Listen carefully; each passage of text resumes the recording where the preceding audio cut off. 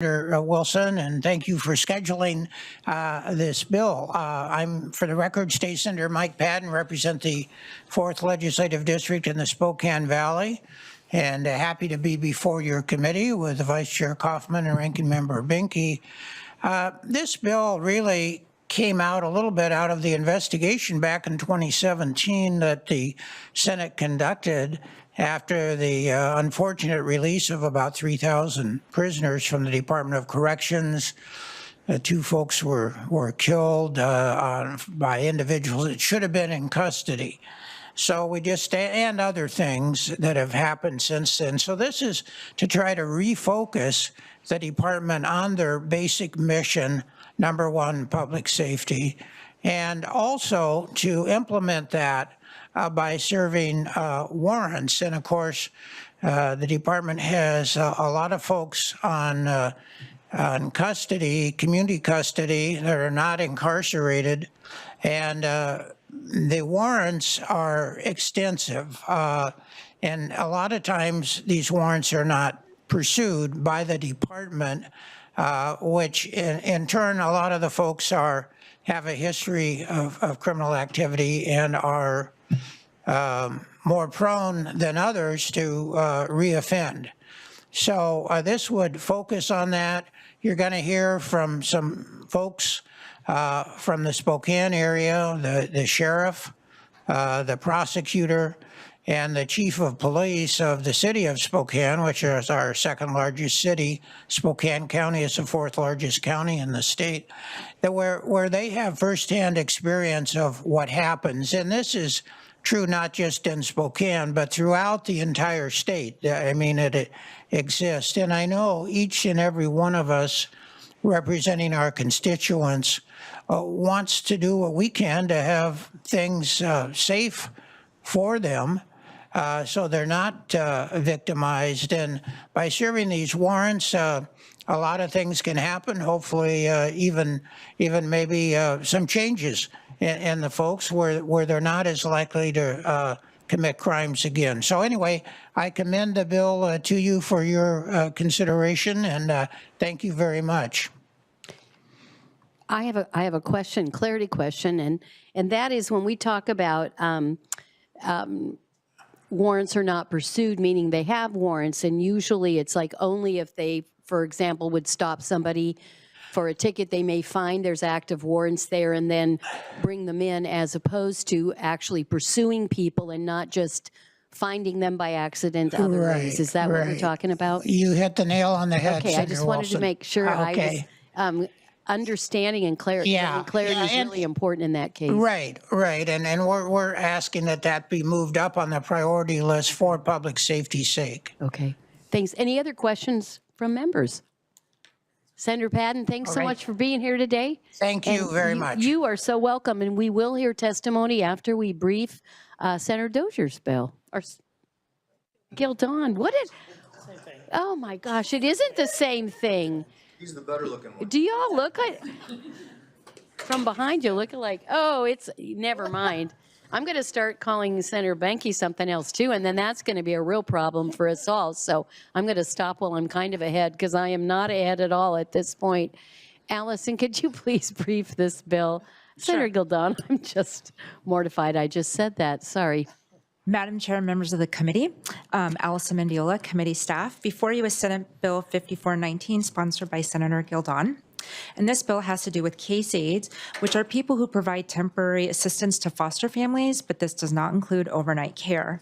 In 2017, legislation passed which directed the Washington Institute of Public Policy to prepare an outcome evaluation of the short-term support provided by case aides. In its preliminary report, it was reported that from one quarter, June to September of 2018, 13 families had requested support and 8 families received it, and this is through 2 contracted providers. At that time, WISA expressed concern about the size of the group and being able to do a statistically valid outcome evaluation. And what this bill does is then eliminate that final report requirement. All right. Any questions for Allison? Senator Gildon, come join us at the bench. You can give me whatever bad time you want to give me for the rest of the session, I promise you. It's all good. Thank you, Madam Chair. You are Ranking so Member, welcome. Why don't you share a little bit about the bill? Committee. Sure, I'll be very brief. For the record, I am State Senator Chris Gilmour from the 25th District. And I'm coming to you today not only in my capacity as senator, but also as co-chair of the Washington State Institute for Public Policy. And so I'm bringing this bill on behalf of the board because the original bill that required this study was made into law, so it's statute. However, the Institute has not been able to actually carry out the study because the sample size is just too low to get any actual data. And so what this bill is doing is just removing the requirement to do the study from statute to clean up the books. And that is literally what it does. So I hope you will support it. Any questions for Senator Gilmour? Seeing none, right. thank you so much. We will Thank let you. you off and All let right. you go to your next meeting because I'm certain you've got things to do. All right, we are gonna, I see no one else that's ready to brief. Okay, we're gonna go back to Senate Bill 5226, and I believe we have one panel and Vice Chair Kaufman. Thank you, Madam Chair. We do have a panel that is all remote. We have Craig Meidl, I'm hoping I said that correctly, John Knowles, and Larry Haskell.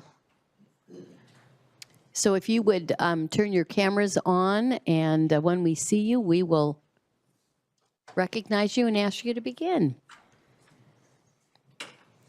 Larry, I see you first.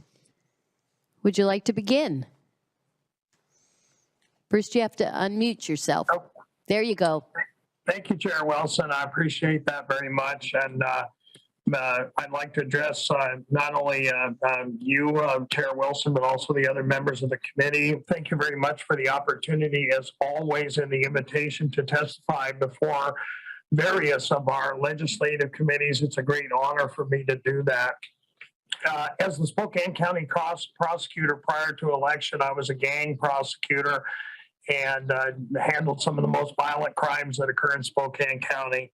One of the oft-seen events when we would get somebody in on a violent crime, usually, particularly in the gang world, but in many felonies, they were already on community custody.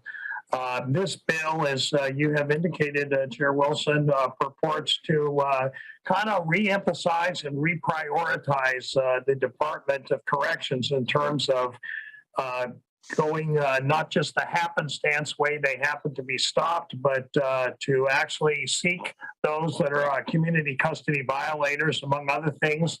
They've already shown by the fact they've escaped that they're not amenable to the rules at this point. In addition to the fact that they're going to be out there and they're increase the likelihood of creating another victim of crime, whom I call the only non-volunteer in the process. And they also fail to be able to take full advantage of the meaningful supervision that we as a state have been trying to put into the bills when we restructure the community custody. It's very important that the custody be meaningful and the change be real. But if they're out and about and they're not taking advantage of it and running the risk of additional crimes, they're certainly not going to be changed in terms of their behavior because they're not taking advantage of what's available. Thank you very much. Thank you very much. And next up, we have John Knowles. You have to unmute yourself, sir. Thank you. Yeah. Chair Wilson, thank you for the opportunity to address this committee today. It is an honor to talk to you about Bill 5226.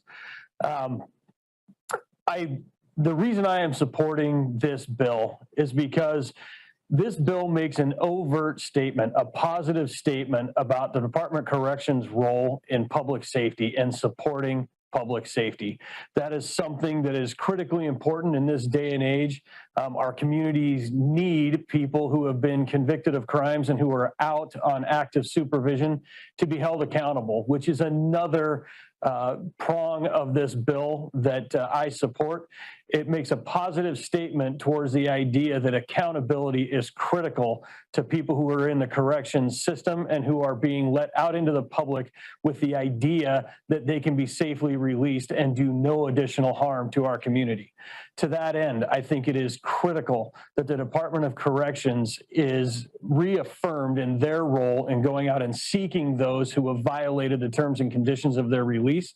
And it gives the men and women of the Department of Corrections the mandate to go out and utilize their resources to find those offenders and bring them back into custody. For a lot of the reasons that Prosecutor Haskell stated, it is critically important for those activities to go on in our communities. As the sheriff of Spokane County, I can say that if we have the Department of Corrections employees out looking for these individuals and holding them accountable, I know that it will reduce the number of people that we come into contact with who are committing new crimes who happen to have an active DOC warrant when they're arrested. And that does happen all too frequently. So again, I support this bill and I appreciate the opportunity to come and testify before you today. Thank you. Thank you so much, Sheriff. Nice to have you with us today. And last up on this panel is Craig Meidl. And I believe you are Chief Meidl. Is that correct? Yes, ma'am, that is correct. So good morning, Chairwoman Wilson, members of the Human Services Committee. Craig Meidl, Chief of Police for the Spokane Police Department. I am in support of Senate Bill 5226.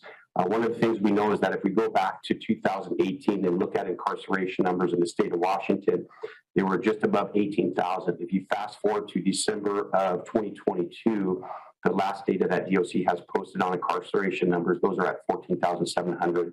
With the graduated reentry program, we're pushing offenders out of prison into the communities with community supervision at levels we have not done before.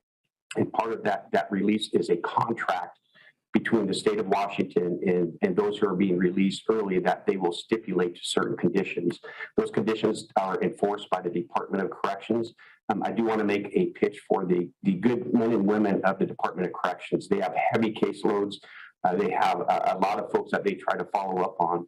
Some of the issues that we're seeing is that property crimes are dropping to the bottom of the list because of the immense caseload. I'll give you an example of an offender last June. Officer Honecker was literally stalked by two offenders. One of them was on DOC supervision. They ended up shooting Officer Honecker. Thankfully, he survived and is okay. That offender was on DOC supervision and had violated and was out running around filming himself as he was trying to attack officers. And the first officer that crossed his path was Officer Honecker. I am supportive of the philosophy of swift and certain. I think what we're seeing right now, though, again, due to staffing levels and philosophical differences, is we're not seeing that focus on going after those who violate, who have a contract with the state. And I just encourage us to be more proactive in tracking them down because we do know that they are out violating. There just needs to be that follow-up to make sure that they are being held accountable under this program. Thank you.